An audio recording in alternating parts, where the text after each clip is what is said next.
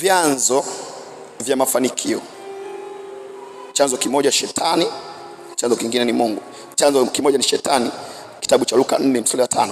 Anasema hivi, akampandisha juu, akamwonyesha milki zote za ulimwengu kwa dakika moja. 6. Ibilisi akamwambia, nitakupa wewe enzi hii yote na fahari yake, kwa kuwa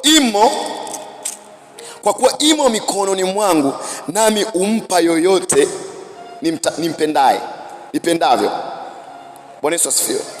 Sasa naomba msomee kwenye Biblia ya Habari Njema, tafsiri nyingine kidogo. Nasema hivi, kisha Ibilisi akamchukua hadi mahali pa juu, akamwonyesha kwa mara moja falme zote za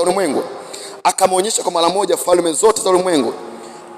Huyo shetani akamwambia, nitakupa uwezo juu ya falme zote hizi na fahari zake, kwa maana nimepewa hivi vyote, nikitaka kumpa mtu ninaweza. Bwana Yesu asifiwe. Bwana Yesu asifiwe. Bwana Yesu asifiwe.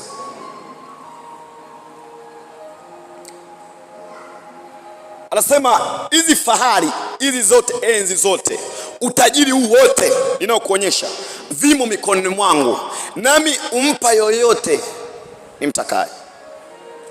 Hiko ni chanzo kimoja. Chanzo cha pili ni Mungu.